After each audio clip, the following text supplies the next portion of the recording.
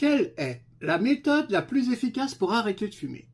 Je suis André Kalfoun, hypnothérapeute et magnétiseur, spécialisé dans l'arrêt du tabac, et dans cette vidéo, nous allons comparer les différents taux de réussite des principales méthodes utilisées pour arrêter de fumer. L'objectif étant de vous éclairer sur l'efficience de chaque approche. Alors, parmi les approches que nous allons voir, vous avez l'hypnose, qui, elle, comptabilise entre 45 et 65% de réussite. Les substituts nicotiniques, donc les patchs, les gommes, les médicaments, qui, eux, vont être entre 25 et 35%. La cigarette électronique, entre 20 et 30%.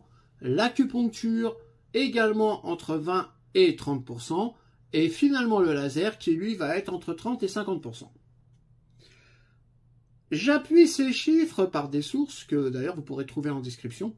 Mais en effet, lorsque j'ai commencé cette analyse, j'ai trouvé des chiffres, mais j'avais aussi besoin d'avoir des sources fiables, de pouvoir appuyer ces chiffres. Donc je me suis renseigné pour vous proposer cette vidéo.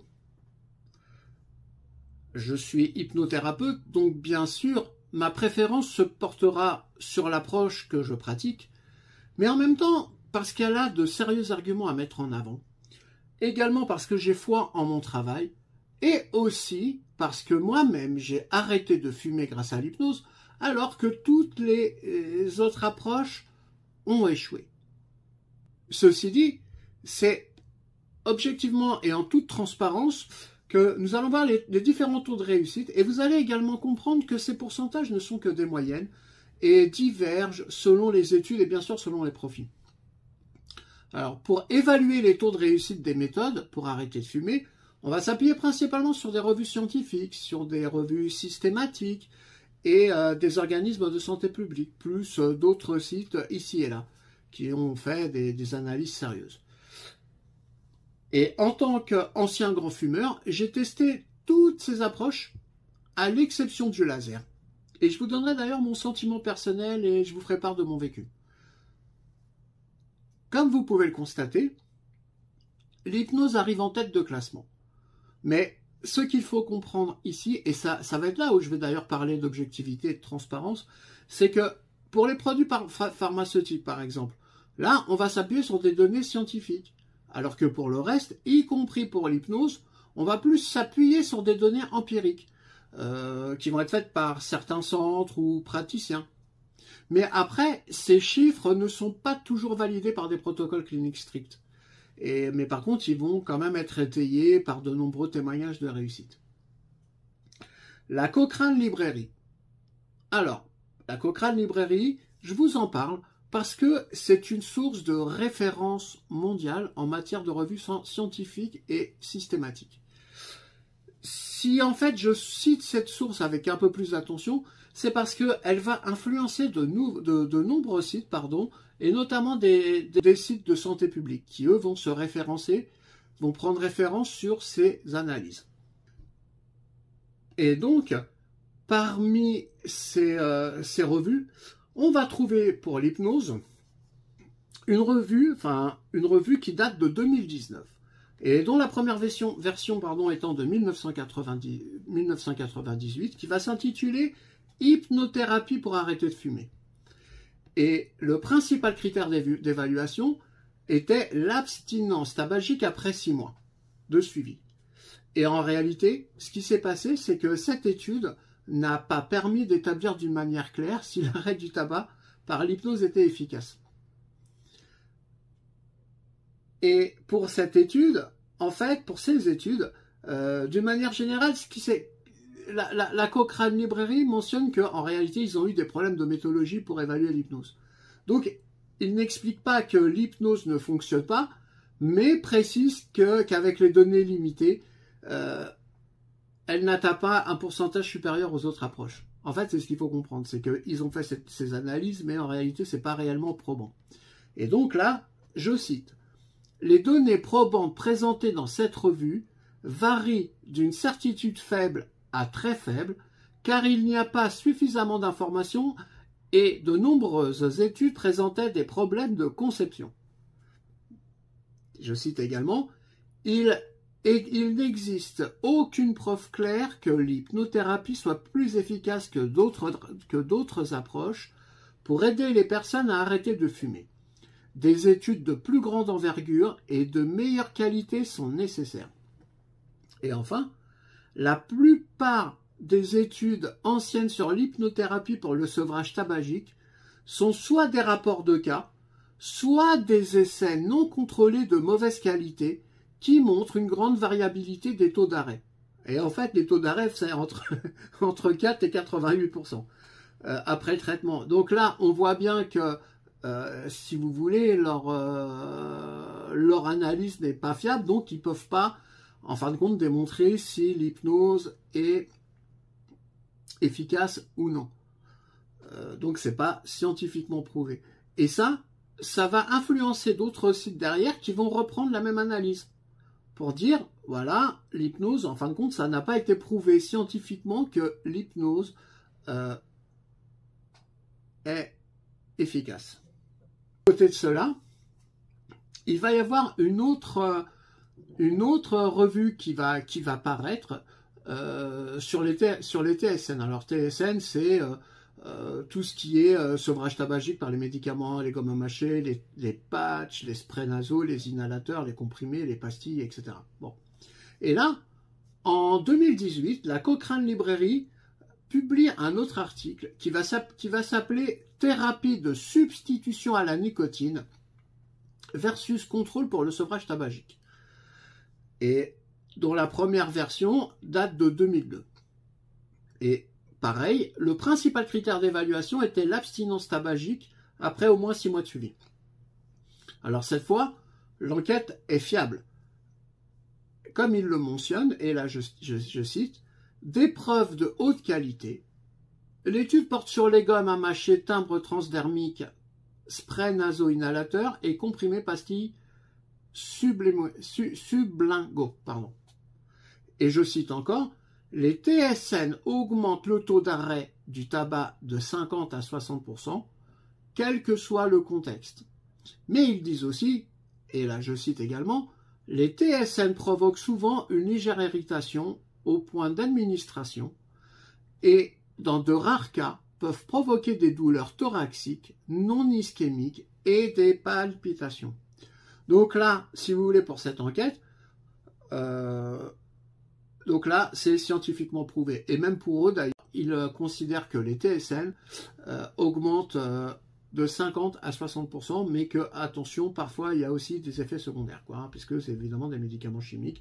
Et il peut aussi y avoir des allergies, des allergies, etc. Surtout que là, et là je parlerai des patchs, c'est vraiment un ajout de tabac, donc un ajout de nicotine, pardon, qu'on va ajouter. Bon. Nous allons maintenant aborder l'hypnose. Alors, selon plusieurs études, le taux de réussite se situe entre 45 et 65% après une seule séance bien conduite et jusqu'à 70% avec un suivi. Plusieurs études cliniques montrent que l'hypnose peut aider efficacement à arrêter de fumer, surtout lorsque le patient est motivé et que la méthode est bien structurée. Alors là, je vais vous donner quelques explications. Dans ce qu'on vient de voir à l'instant, en fait, oui, il y a pour moi au moins deux facteurs qui vont être importants. D'abord, c'est le praticien. Alors, quand on parle d'hypnose, il faut savoir que il y a des hypnothérapeutes qui sont généralistes. Donc, ils vont faire ils vont travailler sur plusieurs domaines. Et ce faisant, parfois, il y a des personnes qui sont des praticiens qui vont être très très bons dans un domaine, mais qui ne vont pas forcément être bons dans un autre. Et pour le tabac, c'est pareil. Parfois, il y a des praticiens qui ne sont pas forcément aguerris pour les méthodes d'arrêter de fumer. Mais comme eux, ils passent d'un domaine à l'autre, ils vont vous faire la séance. D'ailleurs, moi, ça m'est arrivé hein, qu'un praticien me dise, voilà, moi, le problème, c'est que mon talon d'Achille, moi, c'est le tabac. Je n'arrive pas à faire. Est-ce que tu peux m'expliquer comment on fait réellement, quoi, par rapport au tabac? Ça, c'est le premier point. Mais après, il y a aussi l'environnement du thérapeute, du praticien. Est-ce qu'il vous met en confiance? Est-ce est-ce que tout se passe bien, etc. Parce que tout ça, ça va préfigurer de la qualité de la séance. Et puis après, il y a un autre domaine où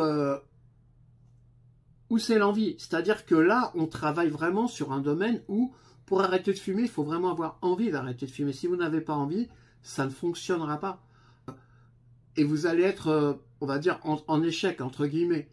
Parce que, voilà, le fait de dire, moi, il faudrait que j'arrête, mais en réalité, au fond de moi-même, j'ai pas envie. Là, on joue avec le subconscient, on joue avec le cerveau.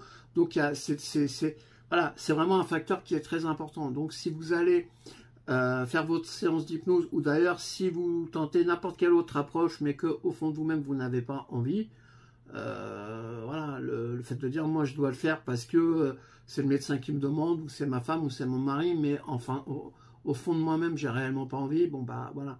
Ça va être, on va dire que ça va être compliqué, quoi. Et ça va expliquer, moi, selon moi, pourquoi on explique que, bah voilà, il faut une méthode qui soit bien structurée, il faut un praticien qui soit aussi aguerri par rapport au tabac, voilà, parce que sinon, ça peut donner des... Et là, je comprends, quand on parle de 4% à 88%, enfin, le delta est quand même énorme. Mais voilà, il y a aussi plusieurs facteurs qui vont faire que, bon, que ça va fonctionner ou pas, quoi. Et en même temps, par rapport à l'hypnose, il y a aussi une autre enquête qui, elle, va placer l'hypnose en première position des différentes approches. Alors ça, c'est une méta-analyse qui a été publiée dans le journal of Applied Psychology par deux professeurs en psychologie, le professeur Visvesvaran et le professeur Schmidt. Et ça date de 92. Et en fin de compte, cette étude va porter sur 48 études et donc sur plus de 6000 sujets. Et il va en ressortir de cette analyse que l'hypnose a le taux moyen de réussite de 36% et qui va être supérieur au traitement classique de 19%. Et après, les chiffres varient selon les études, donc dans les 48 études, entre 20 à 65%. Alors pourquoi l'hypnose fonctionne? En fait, elle fonctionne parce qu'elle agit directement sur les automatismes inconscients liés au geste et à l'envie. C'est une approche d'ailleurs qui est non invasive, sans substitut, naturelle et souvent aussi choisie par des personnes qui veulent en finir avec les produits chimiques. Un des points forts de l'hypnose, c'est qu'elle agit en profondeur sur les émotions, les compulsions et l'anxiété liée au tabac.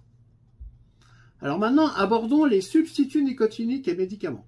Alors là, on va parler des patchs, des gommes à la nicotine, des comprimés, du Champix, du Zyban, etc. Comme on l'a vu précédemment, ces méthodes sont validées scientifiquement avec un taux de succès d'environ 25 à 35% selon l'assiduité du suivi médical. Alors, pour rappel, la Cochrane Librairie, donc l'organisme de référence, explique que les substituts nicotiniques augmentent les chances d'arrêt durable de 50 à 70% même par rapport au placebo. Ensuite, vous avez Tabac Info Service, donc c'est le site de santé publique de français.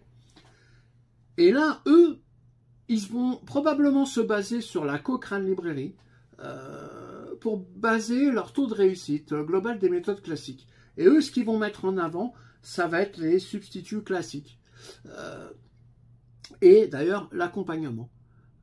Et si vous allez sur le site, vous pouvez taper hypnose pour voir un petit peu, parce qu'il y a des gens en fac qui vont expliquer, qui vont poser des questions pour dire, voilà, est-ce que je peux faire une séance d'hypnose, est-ce que l'hypnose est efficace, etc. Et systématiquement, on va leur répondre, le site va leur répondre, on ne recommande pas l'hypnose car elle est non prouvée scientifiquement. Pourquoi? Parce qu'ils font référence à l'étude de la Cochrane. Et puis pour le laser, c'est un peu pareil. Ils vont vous dire, à ce jour, faute de preuves, on ne recommande pas parce qu'on n'a pas de preuves cliniques qui vont être solides, quoi. Par contre, il y a aussi parfois des gens qui vont vous dire, voilà, moi j'ai arrêté par rapport au patch, etc. Puis d'autres qui vont dire, ouais, ça n'a pas marché. Il y a également un autre organisme qui est donc la HAS, la Haute Autorité de Santé, donc c'est français, qui elle va mettre en avant le Champix, qui va être cité comme le médicament le plus efficace, avec un taux d'abstinence de 6 mois qui va correspondre entre 25 et 35%. Manque de chance, pour l'instant, le Champix, il est retiré momentanément du service.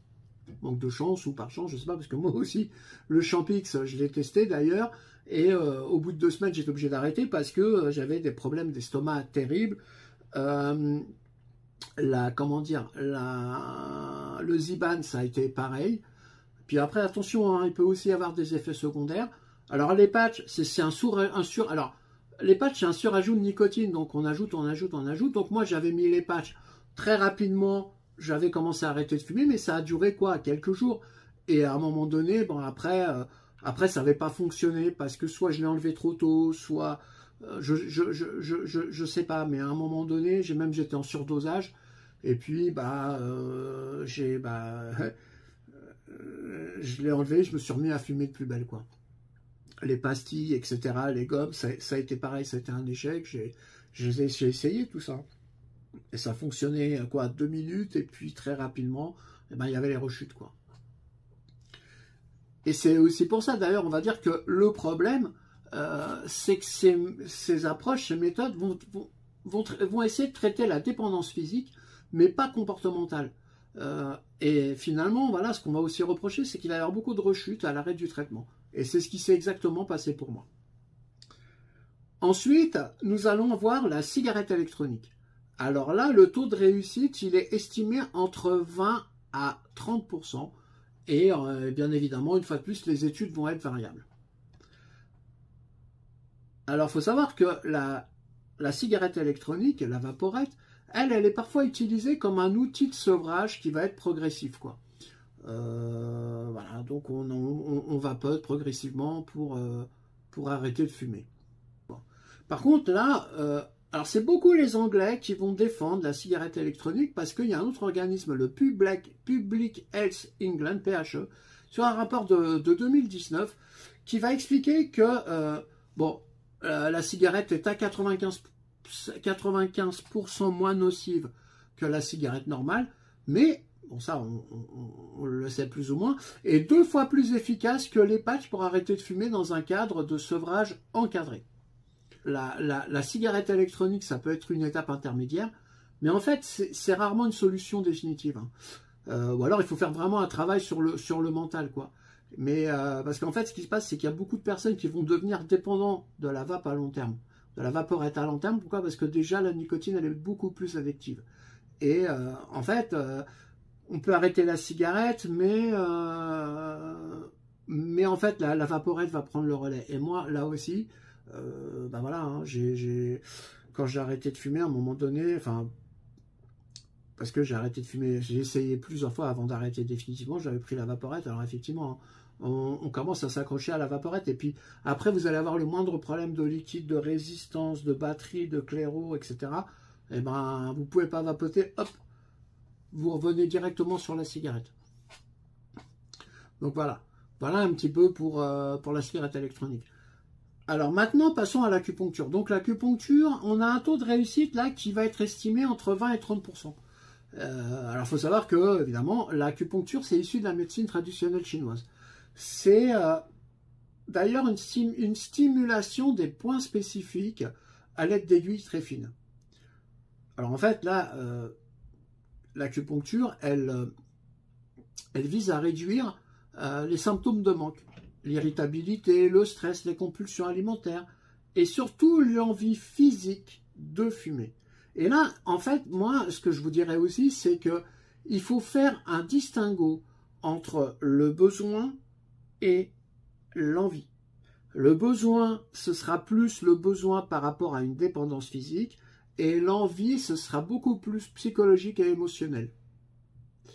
Et en fait, je le dis maintenant, je pourrais le dire également en conclusion, c'est que, à part l'hypnose et peut-être la sophrologie, je ne sais pas, mais sinon, toutes les autres méthodes vont agir sur le besoin. Et l'hypnose, elle, va également agir sur l'envie. Donc, en termes de revue, la revue Cochrane, elle, va conclure à des preuves insuffisantes. Tandis que d'autres études, comme des études américaines, vont plutôt observer un taux de réussite entre 23 et 30%. Et une étude chinoise, mais là après c'est en Chine, va rapporter jusqu'à 45% de taux de réussite. Et en réalité, là c'est pareil, hein, l'efficacité du traitement va dépendre du praticien, de la fréquence des séances et de la motivation du fumeur.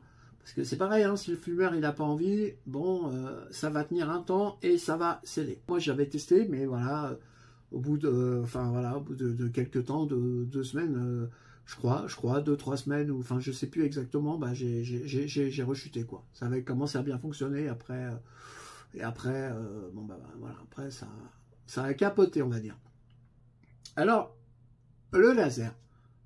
Le laser, en fait, on a entre 30 et 50% d'abstinence à court terme sur 1 à 3 mois. Alors moi, le laser, c'est la seule approche là que l'on voit que je n'ai pas testée. Alors, en fait, le laser, il est souvent comparé à de l'acupuncture. C'est-à-dire qu'on va stimuler par du laser des points précis, mais avec un faisceau laser. Et en fait, là, ça viserait à libérer les endorphines et réduire les symptômes de manque. Alors, là aussi, c'est pareil. Aucune autorité de santé, ni en France, ni aux États-Unis, reconnaît cette méthode comme scientifiquement prouvée. Par contre, ce qu'on a tendance à dire, c'est qu'il y a moins d'efficacité sur le long terme, sans accompagnement psychologique, donc sur l'envie, en fait, sur le mental. Et ce qu'on a l'air d'expliquer aussi, c'est que le laser semble plus reposer sur l'effet placebo et l'engagement personnel du patient. Et là, c'est aussi la conclusion. Le laser peut apaiser les sensations de manque, mais il ne modifiera pas l'attachement psychologique à la cigarette. Alors, ce que l'on peut dire en conclusion, c'est qu'arrive en première position dans les pratiques pour arrêter de fumer, l'hypnose, qui va comptabiliser entre 36 et 65%, et dont la fréquence va être de 1 à 3 séances. Et là, ça va dépendre des praticiens. Moi, personnellement, c'est une seule séance d'1h30. Alors là, il faut savoir que, donc, en rappel, c'est une méthode rapide et durable, avec les meilleurs taux pour ceux qui sont prêts, c'est-à-dire avec ceux qui ont réellement envie de fumer. Et là, ça va être aussi appuyé par les études pratiques et cliniques, et en l'occurrence, le journal Applied of Psychology. Va arriver en deuxième position le laser, qui lui va être entre 30 et 50% de taux de réussite. Et là, c'est entre 1 et 2 séances à 2 semaines d'intervalle. Donc il va y avoir une séance et ensuite une séance de consolidation. Alors le laser, c'est pareil, il va pouvoir apaiser les sensations de manque, mais il ne modifiera pas l'attachement psychologique. C'est-à-dire qu'une fois de plus, là, on va jouer sur le besoin et non pas sur l'envie. Par contre, aucune étude caractérisée pour appuyer scientifiquement les 30 à 50%. Bon. Viennent en troisième position les substituts nicotiniques. Alors eux, on a vu entre 25 et 35%.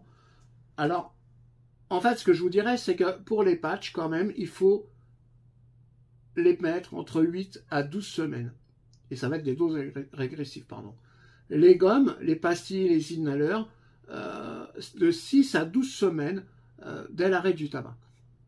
Le Zyban, entre 7 à 12 semaines, avec un arrêt dès la 2e semaine. Le Champix, alors c'est 12 semaines, ça va être prolongeable sur 24 semaines, mais en fait ça a été retiré momentanément du marché. Alors les substituts nicotiniques sont utiles en début de sevrage, mais limités si on ne travaille pas sur le mental, et on arrivera toujours à la même chose. Par contre, c'est défendu par la Cochrane Librairie, par l'AS et Tabac Info Service. L'e-cigarette, alors là, il n'y a pas de durée, quoi. Alors là, il faut le considérer comme un outil transitoire, mais par contre, qui peut devenir une vraie dépendance. Et là, mais par contre, les Anglais de PHE la défendent, et l'étude Cochrane explique que c'est plus efficace que les substituts nicotiniques.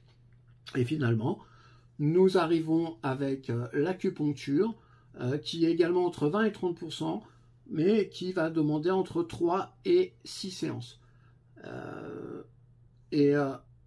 L'acupuncture, on va dire qu'elle a un peu des résultats similaires aux substituts nicotiniques, mais bah voilà, c'est toujours pareil, hein, elle reste moins documentée scientifiquement, et là, ça va réellement dépendre de la qualité du praticien. Je vous invite à découvrir ma méthode qui est Devenons non-fumeurs, méthode d'hypnothérapie d'1h30, qui va être vraiment basée sur l'hypnose, mais bien sûr, puisque c'est l'objet, et sur l'accompagnement personnel et un suivi, et également des explications qui vont vous faire prendre conscience ou reprendre conscience de beaucoup de choses. N'hésitez pas à partager cette vidéo, à poser vos questions en commentaire et abonnez-vous pour ne pas manquer les prochaines vidéos. De mon côté, je vous remercie d'avoir regardé cette vidéo et je vous dis à très bientôt. Au revoir.